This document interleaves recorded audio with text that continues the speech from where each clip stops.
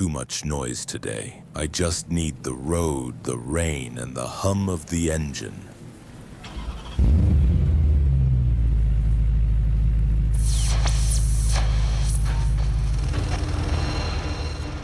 Have you ever felt like you're living behind a mask?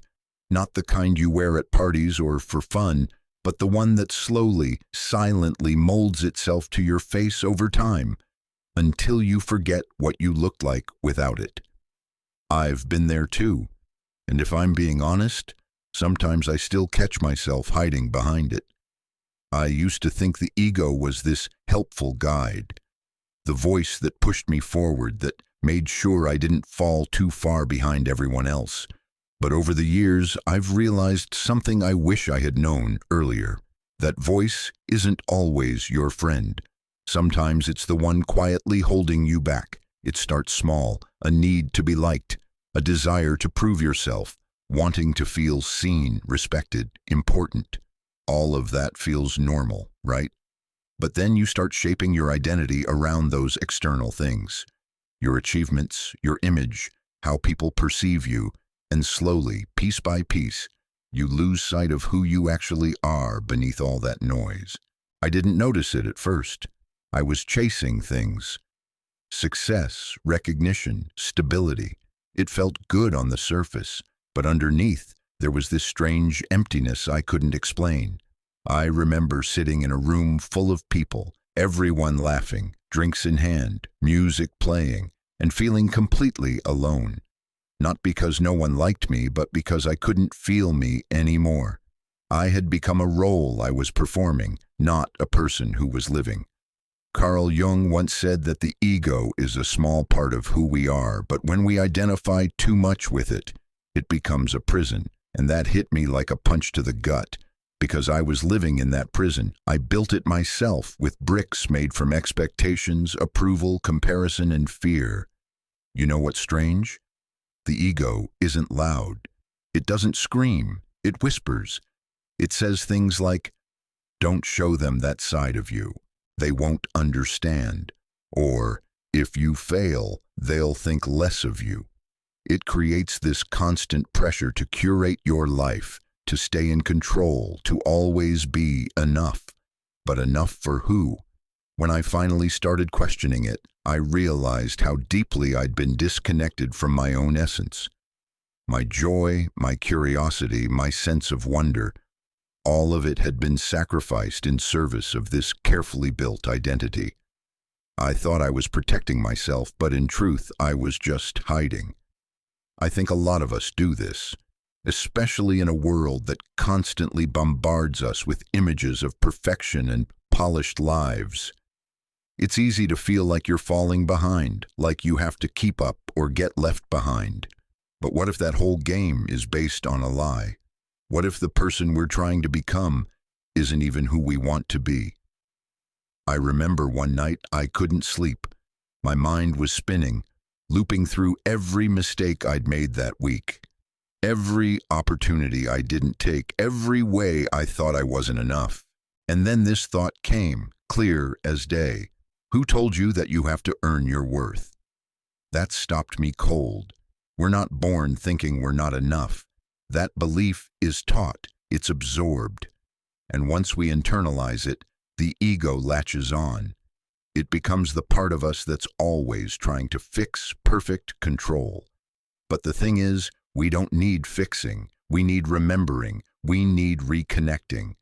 Beneath the layers of performance and pressure, there's a quiet self, the one you were before the world told you who to be.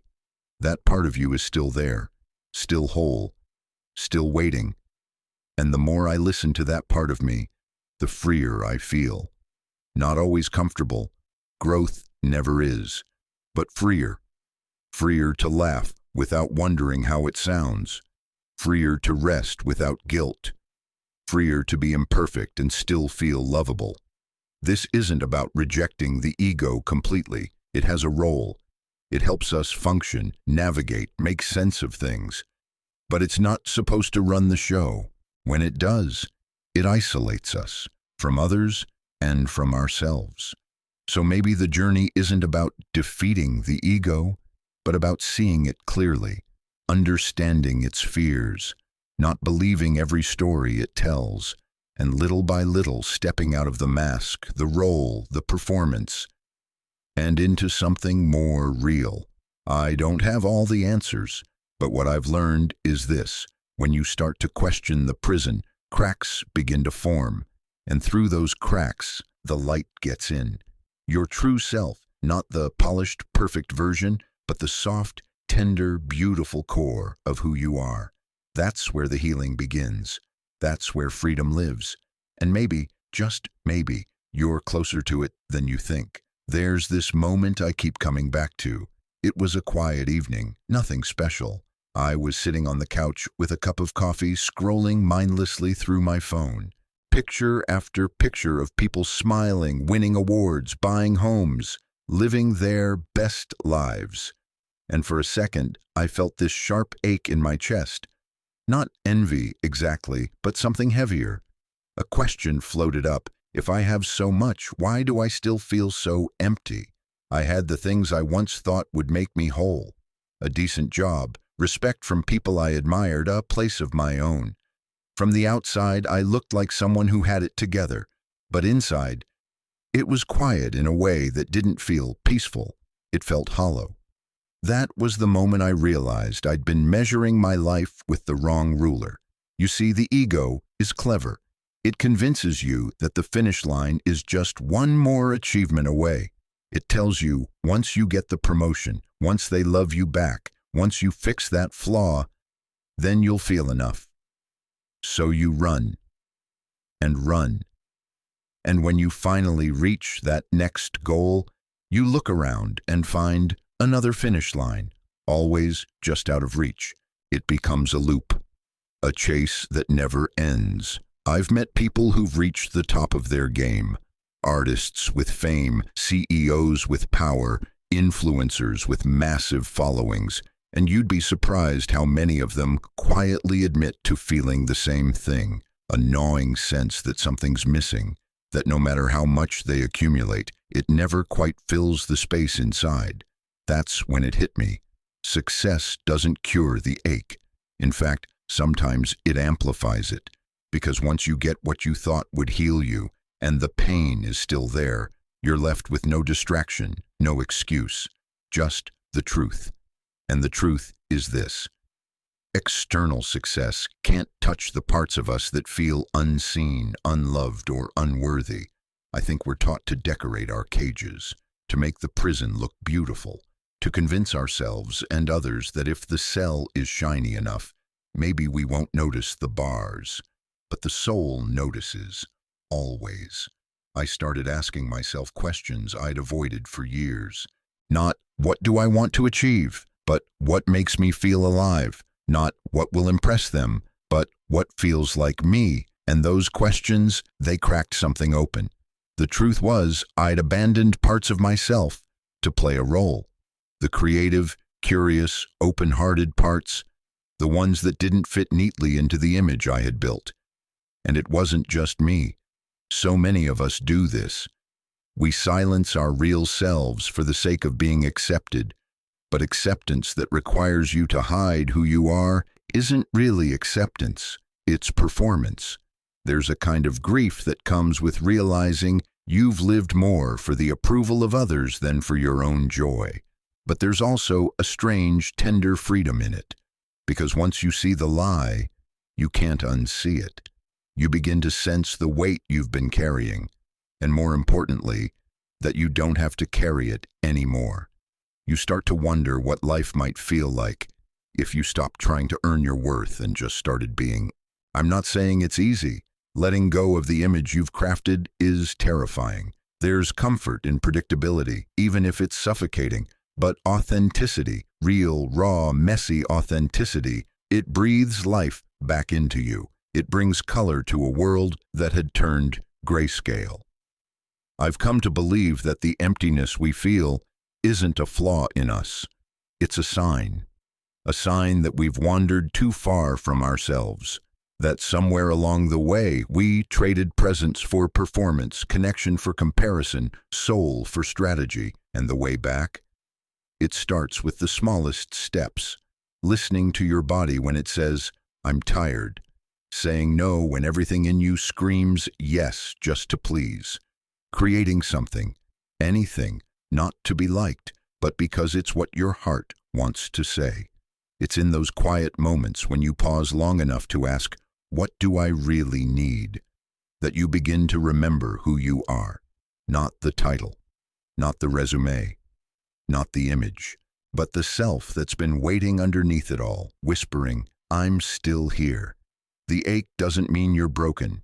It means you're awakening, and maybe, just maybe, the life you've been chasing was never out there.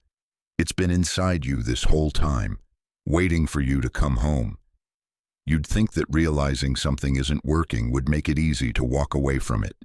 Like once you understand that a job is draining you, or a relationship is holding you back, or a belief is hurting you, you'd just let it go.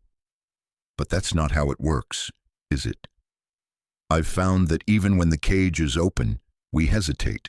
We stare at the open door like freedom might be a trick. We've spent so long adapting to the prison that we're not sure who we'd be without it. The ego hates uncertainty. It craves control, routine, stability, even if that means clinging to pain, even if it means staying small. I remember this period in my life where everything felt like it was crumbling. The path I was on no longer made sense, but I didn't have a new one to step into. I knew I needed change, but the fear of the unknown was louder than the call for something more. I'd ask myself, what if I leave and it's worse? What if I'm not ready? What if I fail? The ego has 1,000 ways of asking what if, all of them designed to keep you where you are. Sometimes we'd rather stay in a life that's slowly breaking us than risk stepping into one that might heal us, just because it's unfamiliar. That's the twisted power of comfort zones. They don't have to feel good to be familiar, they just have to feel known. And the ego clings to what it knows, no matter how much it hurts. It's like we build our identities around our routines, our roles, our environments. And the idea of changing those things threatens the foundation we've been standing on. Even if that foundation is cracking, even if it's making us miserable, we hesitate, because to step out means admitting we don't have it all figured out. It means surrendering control, and that's terrifying. I've sat in silence with that fear many times, not fighting it, just feeling it, letting it wash over me. It's not fun, it's not poetic in the moment, it feels like drowning. But if you stay with it, if you let yourself face the full weight of your fear instead of numbing it, something shifts. You start to realize that fear itself can't hurt you. Only the avoidance of it can. And more than that, you begin to see what the fear is protecting. Often it's not the external situation we're afraid of. It's what we believe it says about us. We fear change because we fear being exposed, as lost, as wrong, as not enough. But what if none of those things are true? What if the unknown isn't a threat, but an invitation? Every major turning point in my life, the ones that actually brought me closer to who I really am, started with that same feeling of fear. It was never comfortable, but it always led somewhere truer.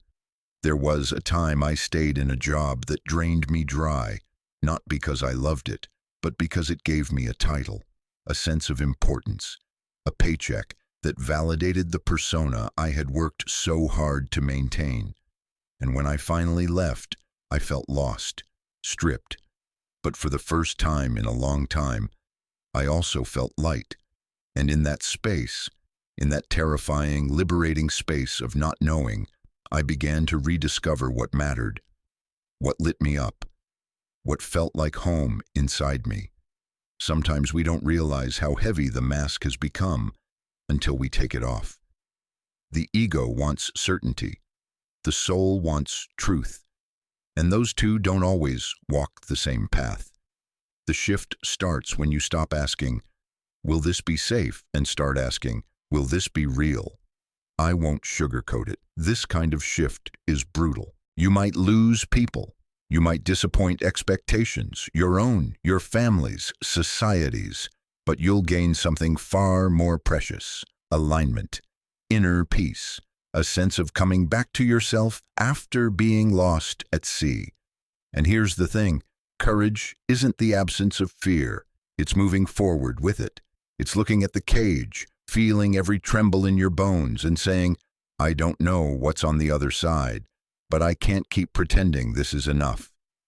That choice, that first trembling step, is where the real journey begins. The ego will protest. It will beg you to go back, to shrink, to play it safe. But once you've tasted that spark of truth, of possibility, going back stops feeling like an option. So if you're standing at the edge, afraid to leap, I see you. I've been there. And I promise you this: there's life beyond the fear. A richer, messier, more honest life. The kind that doesn't just look good. It feels like home. And maybe that's the life you were meant for all along. There's something sacred about rock bottom. Not in the romanticized movie script way, but in the raw, no place left to run, face in your hands kind of way. Because when everything you built starts to fall apart, the identity, the image, the life you thought you wanted, something else begins to emerge. Something deeper. Something real. That's what happened to me. I had reached this point where the usual tricks didn't work anymore. The affirmations, the distractions, the pushing through. I couldn't keep pretending. I was tired. Not just physically, but spiritually tired. Worn out from carrying an image of myself that no longer fit. And in that stillness, in that silent exhaustion, a new kind of question arose. What if I don't need to be fixed? What if I just need to be seen? That changed everything. Carl Jung talked about individuation, the process of becoming whole by integrating all parts of ourselves, especially the ones we've exiled. The shadow, the wounds, the shame. The things we were told not to show. The parts we learned to reject to survive. I started to look at those parts, not analyze them, not judge them, just notice. The fear of being left, the need to be perfect, the ache of never feeling good enough. I stopped asking, what's wrong with me, and began to ask, where did this start? And what I found surprised me.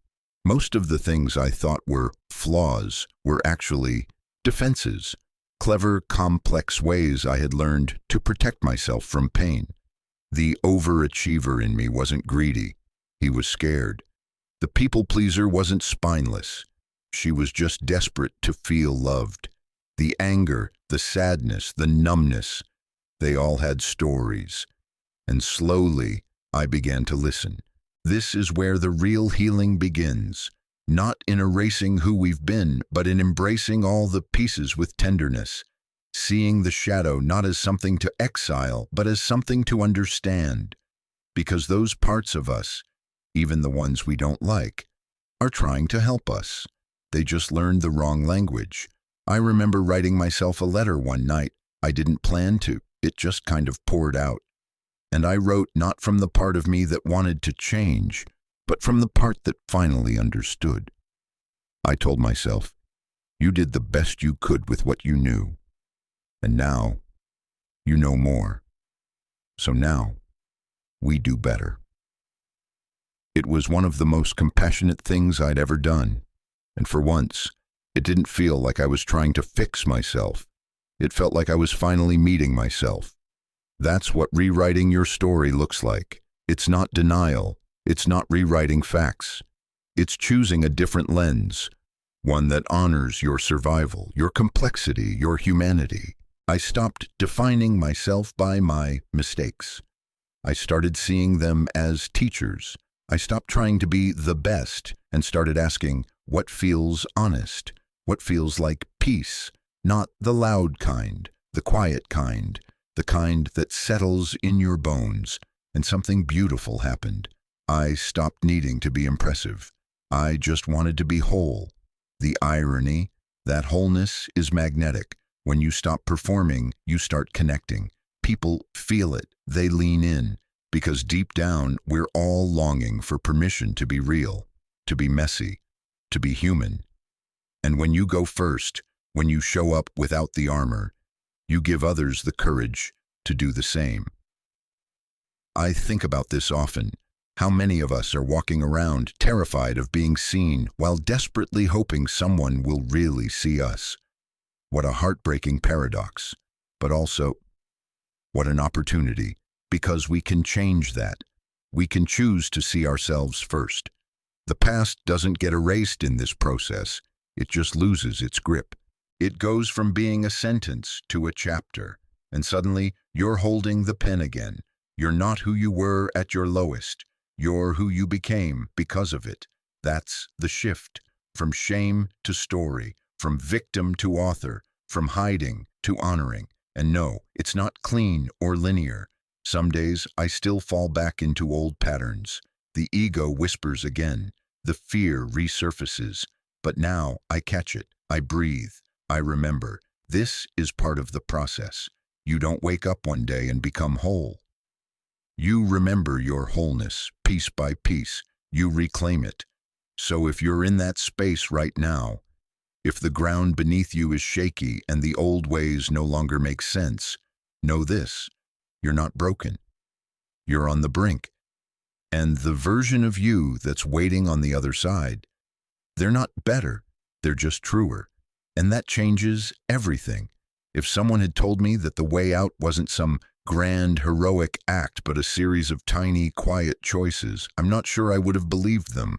I thought transformation had to be loud, dramatic even. But what I've come to learn is that the real shifts happen in the subtle, private moments no one else sees. Like sitting with a racing thought instead of trying to silence it. Like catching myself in self-criticism and gently saying, no, not this time. Like pausing before reacting, breathing instead of spiraling. These moments, though small, are revolutionary because they chip away at the old wiring, the reflexes shaped by ego, fear, and performance, and make space for something softer to grow. Meditation was the first practice that taught me this, and to be honest, I resisted it for years. The idea of just sitting there, doing nothing, while my mind ran wild, no thanks. But eventually I got tired of running, from my thoughts, my emotions, myself. So I sat. 5 minutes, then 10, then longer. At first it was chaos. My mind felt like a crowded room with everyone shouting at once. But slowly I started to notice the space between the thoughts. And in that space I met a part of myself I had long forgotten. Calm, present, unshaken. It wasn't that my thoughts disappeared. It was that I stopped believing all of them, especially the harsh ones. That inner voice, the one that tells you you're not doing enough, not being enough. It's not truth. It's habit. It's ego playing a role it was never meant to have. And that's where the next practice came in, inner dialogue. I started paying attention to how I spoke to myself, the tone, the language, the assumptions, and I realized that if I spoke to a friend the way I often spoke to myself, that friend wouldn't stay in my life for very long. So I began rewriting the script. Instead of "you're so behind," I said, "you're doing your best, and that's enough for today." Instead of "you always mess this up," I asked, "what can you learn from this?" It wasn't about toxic positivity or pretending everything was okay. It was about choosing words that nurtured instead of punished. And over time, my inner world became a more compassionate place to live. Self-reflection deepened this shift. I made space every week to just check in. Not to fix, not to plan, just to listen. I'd ask myself questions like, what's been weighing on me? Where am I out of alignment? What am I afraid to feel right now? It was uncomfortable at first, but clarity always followed. And with clarity came choice. These practices, meditation, inner dialogue, reflection, they work together like threads in a tapestry. They reweave the fabric of how you relate to yourself. And once that changes, everything else does too. But maybe the most unexpected teacher on this path has been empathy, not just toward others, but toward myself. I used to think empathy was this outward-facing trait, something you give to people in pain. But true empathy begins inward. It's looking at your own mess, your own contradictions, and saying, I see you, I get it, you're human. When you extend that kindness to yourself, it naturally spills over to others. You stop needing people to be perfect. You stop trying to fix them or judge them. You just witness. And in that witnessing, something beautiful happens. Connection. You realize we're all carrying something. That behind every mask is a story. That everyone's fighting battles no one else can see. And suddenly, life feels less lonely. That's what these practices give you. Not perfection, not certainty, but presence, groundedness, a deeper relationship with yourself, and through that, with the world. I won't lie and say it's easy. It takes consistency, patience, gentleness, especially on the days when you want to give up, when the old voice returns and says, this isn't working. But those are the days that matter most. The days you show up anyway. The days you choose yourself again and again. And eventually, something shifts. You realize the prison door was never locked. You were just waiting for permission to walk through, so you give it to yourself. And that first step, shaky as it may be, leads to a life that doesn't just look different. It feels different. Because for the first time, it's being lived from the inside out. I used to think that authenticity meant being bold, loud, unapologetically yourself. But as I've walked this path a bit longer, I've realized that true authenticity isn't about being loud. It's about being honest, deeply, sometimes uncomfortably honest. With others, sure, but mostly with yourself. And that's the hardest part. Because being honest with yourself means admitting that some of the choices you've made, some of the things you've clung to, the identities you've built, the relationships you've kept, weren't really yours. They were borrowed, inherited, performed. And that can be painful to see. I remember the first time I sat down and really asked myself, what parts of my life are rooted in fear instead of truth? That question cracked something open. It wasn't that everything in my life was wrong, but so much of it had been chosen by the version of me who was trying to prove something, to someone, maybe even to everyone. I had been chasing a life that made sense on paper, but not in my body, not in my heart. And that's the thing about living from ego. It's rarely sustainable. Eventually, it demands more than it gives. Eventually, you feel the dissonance, the subtle ache of misalignment, the sense that you're playing a role in someone else's script, even though it has your name on it. So I started making changes, small ones at first, letting myself rest without guilt, saying no to things I used to say yes to just to keep the peace, being quiet in conversations where I used to overperform. At first, it felt like I was doing something wrong, like I was disappointing some invisible audience I'd carried around in my head for years. But then something surprising happened. I started to feel lighter, not in a euphoric way, just in a steady, grounded kind of way, like I was finally walking in shoes that fit. There's a kind of peace that comes with not pretending anymore. But let me be clear, authenticity isn't easy. It often comes with loss. When you stop playing the part people expect of you, not everyone claps. Some people leave. Some people get uncomfortable. Some try to pull you back into the version of you they were more comfortable with, and it hurts. God, it hurts. But here's the truth no one tells you. Losing people who only loved the mask is not the same as being unloved. It's just the cost of becoming real, and what you gain is immeasurable. You begin to attract people who love the you that doesn't need to perform, the you that breathes a little easier in your own skin, the you that can sit in silence and not panic, the you that no longer needs to prove anything to feel worthy. That's the shift. From impressing to expressing, from pretending to being. You start to say things like, "I don't know," and mean it. You admit when you're scared.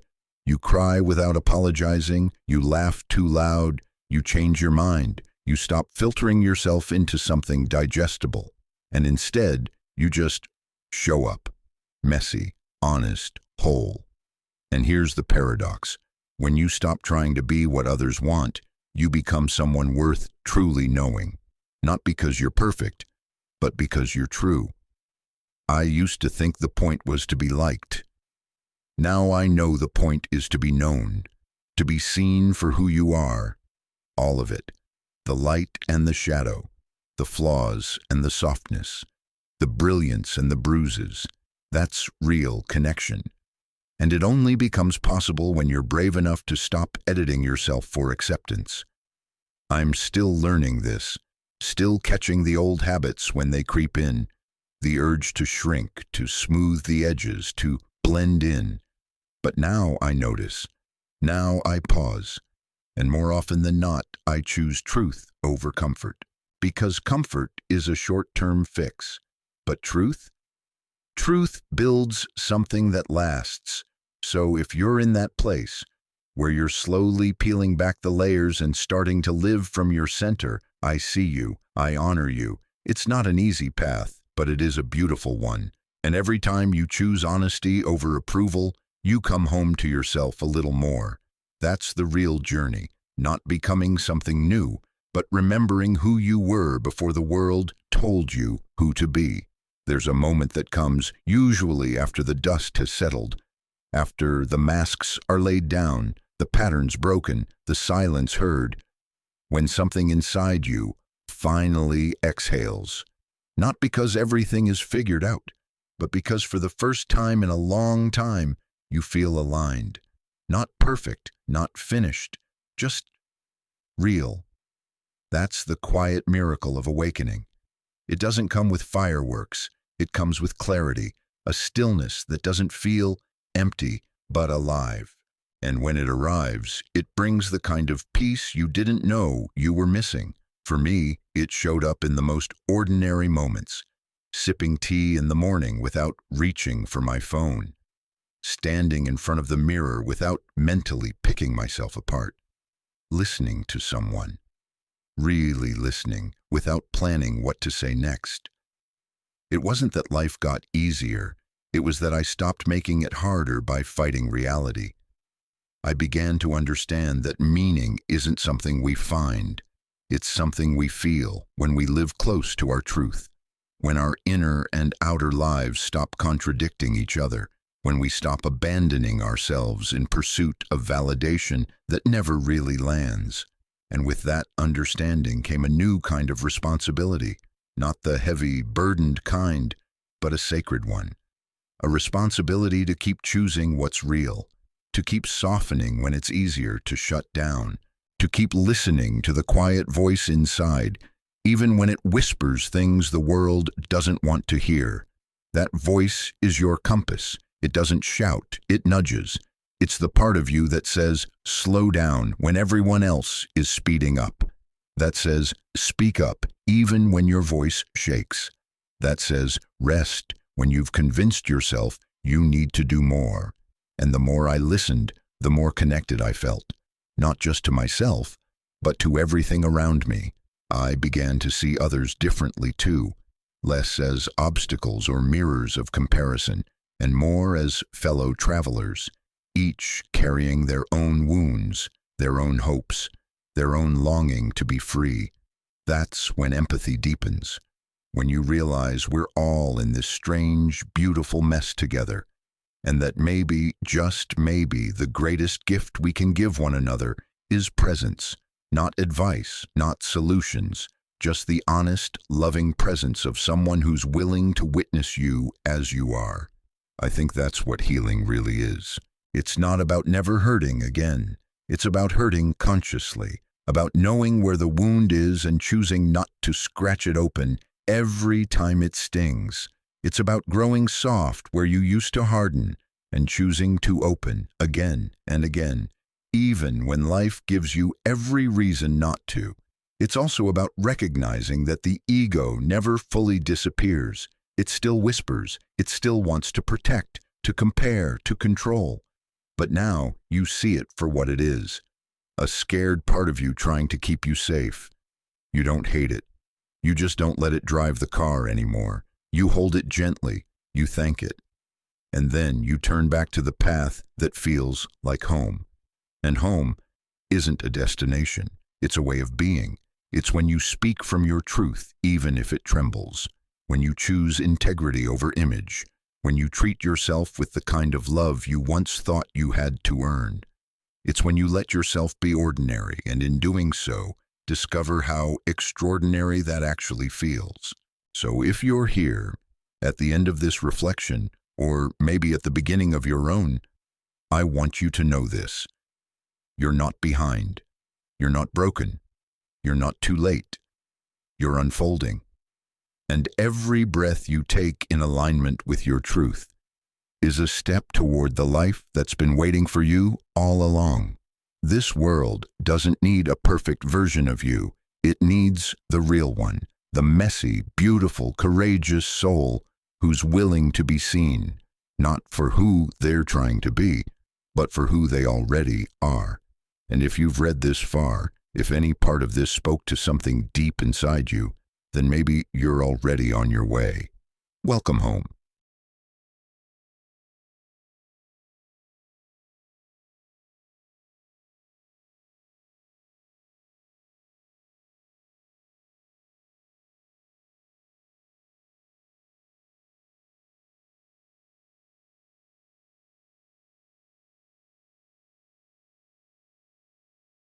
If this felt meaningful to you, it might mean something to someone else too.